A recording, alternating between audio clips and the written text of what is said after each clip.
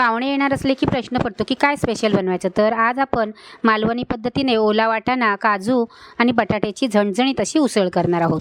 त्याच्यासाठी मी इथे 1 वाटी वाटाणे घेतलेले आहेत. फ्रोजन वाटाणेच आहेत. त्याच्यामध्ये 1 बटाटा आणि एक 15 ते 20 काजू घातलेले आहेत.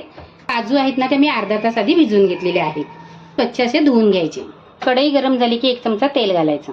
तेल चांगलं कडकडीत गरम झालं की छोटा अर्धा चमचा जिरं, 1-3 पिंच हिंग, 5 ते 6 कढीपत्त्याची पाने, छोटा एक बारीक कांदा चिरलेला. कांदा मिक्स करून घ्यायचा. कांदा नरम पडला की अर्धा चमचा आलं लसूणची पेस्ट.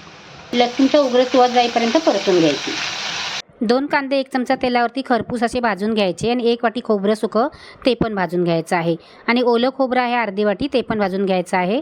ओलं खोबरं, सुकं खोबरं आणि कांदा थंड झाला की मिक्सरला आपल्याला एकदम बारीक असं त्याचं वाटण करून घ्यायचं आहे. मालवणी जेवणामध्ये ना ओल्या खोबऱ्याचा जास्त वापर करतात, काही जण सुकं खोबरं पण वापरतात. त्याच्यामध्ये हे कांदा खोबऱ्याचं वाटण चांगली तेलामध्ये परतून घ्यायचं.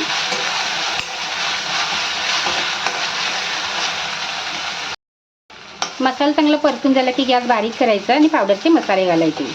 1 चमचा धना पावडर, अर्धा चमचा हळद, ह्याच चमच्याच्या मापाने 4 चमचे मालवणी मसाला मिक्स करून घ्यायचं. मालवणी मसाल्यामध्ये खडे मसाले भरपूर असतात. तुम्ही पाहिजे तर इथे गरम मसाला वापरू शकता, नाही वापरलात तरी पण चालेल. देठासकट कोथिंबीर पण तेलामध्ये परतून घ्यायची. त्याच्यामध्ये काजू, वाटाणा आणि बटाटा घालायचा आणि मिक्स करून घ्यायची. त्याच्यामध्ये पाणी घालायचं. गरम पाण्याचा वापर करायचा. चवीप्रमाणे मीठ.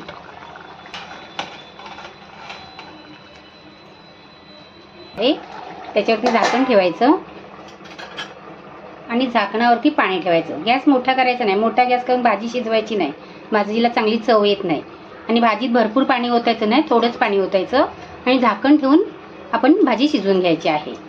लागलंच ना तर पाणी, तर आपण या झाकणातलं पाणी भाजीमध्ये घालणार आहोत.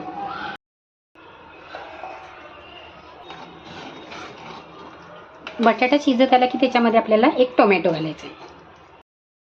उसळ तुम्हाला किती घट्ट पाहिजे, पातळ पाहिजे त्याप्रमाणे ठेवायची. आणि थंड झाल्याच्या नंतर ना थोडी ती अजूनच घट्ट होते.